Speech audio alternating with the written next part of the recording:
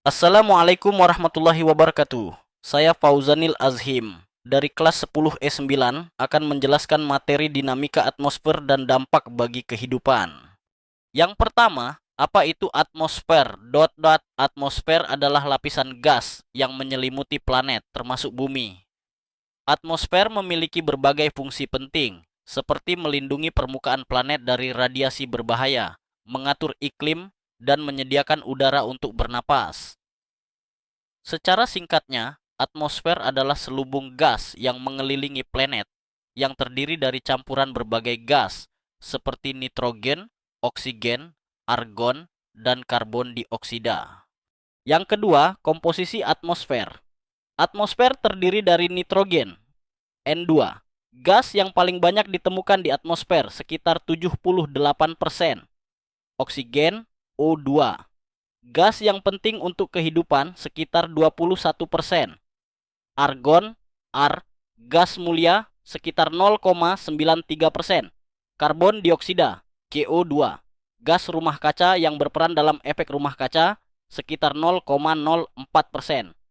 Uap air H2O, variabel, penting untuk cuaca dan iklim. Gas lainnya, terdapat juga sejumlah kecil gas lain seperti neon, kripton, xenon, ozon, dan gas lain dalam jumlah yang sangat kecil. Ketiga, lapisan atmosfer. Lapisan-lapisan atmosfer terbagi sebagai berikut troposfer. Lapisan paling dekat dengan bumi mengandung 85-90% massa atmosfer bumi. Lapisan ini menjaga stabilitas udara dan memungkinkan manusia bernapas. Stratosfer lapisan yang mengandung ozon yang menyerap hingga 99% sinar ultraviolet dari matahari. Mesosfer lapisan yang berfungsi sebagai penghalau benda luar angkasa, membakar dan mengurai meteor menjadi debu sebelum mereka jatuh ke bumi. Termosfer lapisan yang terjadi proses ionisasi dan penguraian gas menjadi atom. Ionisasi ini menyebabkan gelombang radio dipancarkan.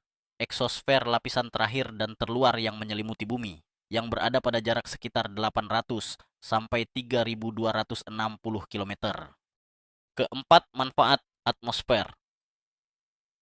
Atmosfer memiliki banyak manfaat penting bagi kehidupan di bumi, termasuk menjaga suhu, melindungi dari radiasi berbahaya, dan menyediakan oksigen yang dibutuhkan untuk bernapas. Atmosfer juga berperan dalam mengatur cuaca dan melindungi bumi dari benda langit seperti meteor. Kelima, pengertian iklim dan cuaca serta unsurnya. Cuaca adalah kondisi atmosfer pada suatu tempat dan waktu tertentu, sedangkan iklim adalah kondisi cuaca rata-rata dalam jangka waktu yang panjang, biasanya 30 tahun di suatu wilayah.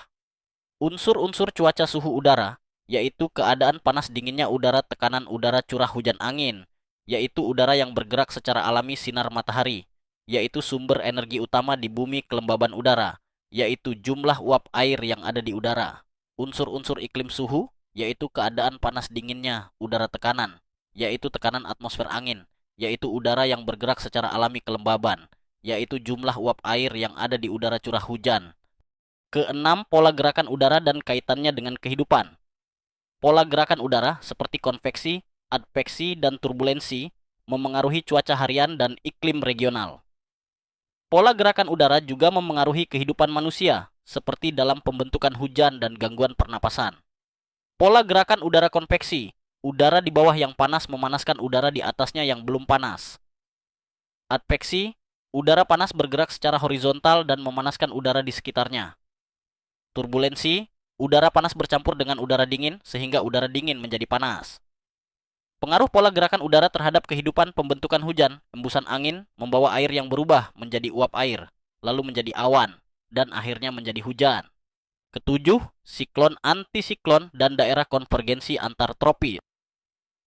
Siklon dan antisiklon adalah jenis angin yang berbeda, sedangkan daerah konvergensi antar tropis, DKAT, adalah daerah pertemuan angin pasat dari belahan bumi utara dan selatan. Siklon dan antisiklon adalah angin yang bergerak dari daerah bertekanan tinggi menuju pusat tekanan rendah. Antisiklon adalah angin yang bergerak dari daerah pusat tekanan tinggi ke rendah. Siklon dapat menyebabkan cuaca ekstrim, seperti hujan deras, angin kencang, dan badai. Antisiklon dapat mempengaruhi pola cuaca dan iklim secara signifikan, seperti langit cerah dan angin sepoi-sepoi. Daerah konvergensi antar tropis DKAT adalah daerah di dekat ekuator yang memiliki suhu tertinggi dibandingkan dengan daerah sekitarnya. DKAT memiliki tekanan udara rendah dan memiliki arus panas konveksi. DKAT memiliki kelembapan yang tinggi karena penguapan yang banyak. DKAT merupakan tempat terjadinya pertumbuhan awan konveksi yang dapat menimbulkan hujan. Kedelapan, pola angin dan curah hujan di Indonesia. Pola angin dan curah hujan di Indonesia dipengaruhi oleh letak geografis, arah angin, dan kondisi lingkungan. Curah hujan di Indonesia dibedakan menjadi 3 pola, yaitu monsunal, ekuatorial, dan lokal. Pola angin dan curah hujan monsunal. Angin muson barat membawa uap air dari Samudra Hindia menuju Indonesia. Uap air yang terkandung dalam angin muson barat terkondensasi menjadi awan dan menyebabkan hujan.